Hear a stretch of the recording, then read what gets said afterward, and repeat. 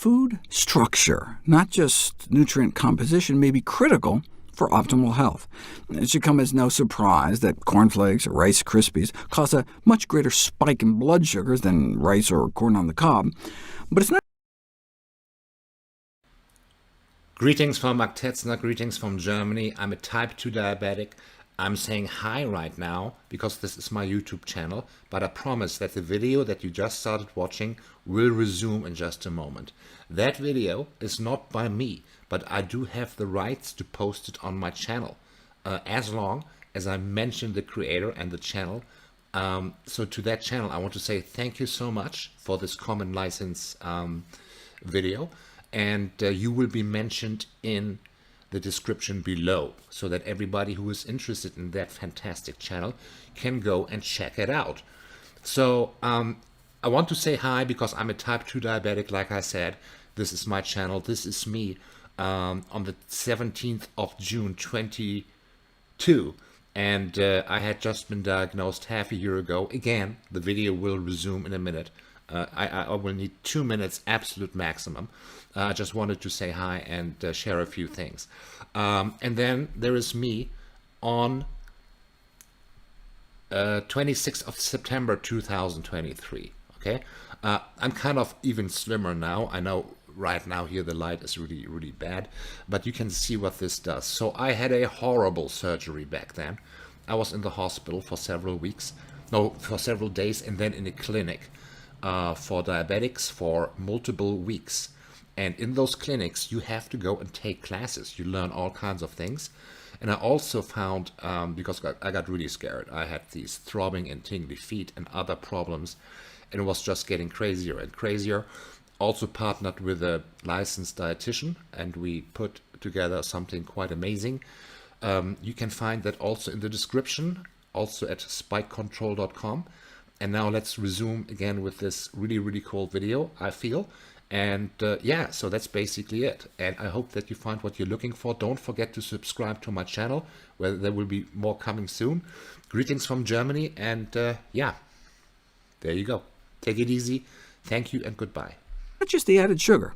Even with identical ingredients, food structure can make a major difference. For example, if you compare the absorption of fat from peanuts compared to the exact same number of peanuts ground into peanut butter, you flush more than twice the amount of fat down the toilet when you eat the peanuts themselves, since no matter how well you chew, small bits of peanuts trapping some of that oil makes it down to your colon. And the physical form of food not only alters fat absorption, but carbohydrate absorption as well. For example, rolled oats have a significantly lower glycemic index than instant oatmeal, which is just oats, but in thinner flakes. And oat flakes cause lower blood sugar and insulin spikes than powdered oats. Same single ingredient, oats, but in different forms, can have different effects. Why do we care? Well, the overly rapid absorption of carbohydrates after eating a high glycemic index meal can trigger a sequence of hormonal and metabolic changes that may promote excessive eating.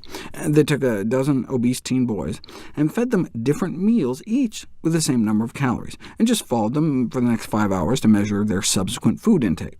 And those that got the instant oatmeal went on to eat 53% more than after eating the same number of calories of steel-cut oatmeal. The instant oatmeal group was snacking within an hour after the meal and goes on to accumulate significantly more calories throughout the rest of the day. Same food, but different form, different effects. Instant oatmeal isn't as bad as some breakfast cereals, though, which can get up into the 80s or 90s. Even a cereal with zero sugar, like shredded wheat. The new industrial methods used to create breakfast cereals, such as extrusion cooking and explosive puffing, accelerate starch digestion and absorption, causing an exaggerated blood sugar response, added sugar or not.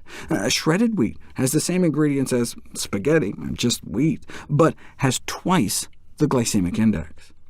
When you eat spaghetti, you get a gentle rise in blood sugars. If you eat the exact same ingredients made into bread form, though, all the little bubbles in bread allow your body to break it down quicker, so you get a big spike in blood sugars, which causes our body to overreact with an exaggerated insulin spike, and that actually ends up driving our blood sugars below fasting levels, and that can trigger hunger. Experimentally, if you infuse someone with insulin so their blood sugars dip, you can cause their hunger to spike, and in particular, hunger cravings for high-calorie foods. In short, lower glycemic index foods may help one feel fuller longer than equivalent higher glycemic index foods.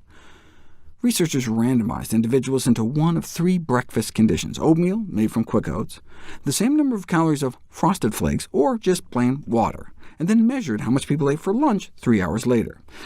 Not only did those who ate the oatmeal feel significantly fuller and less hungry, they indeed then went on to eat significantly less lunch. Overweight participants ate less than half as many calories at lunch after eating the oatmeal for breakfast, hundreds and hundreds of calories less.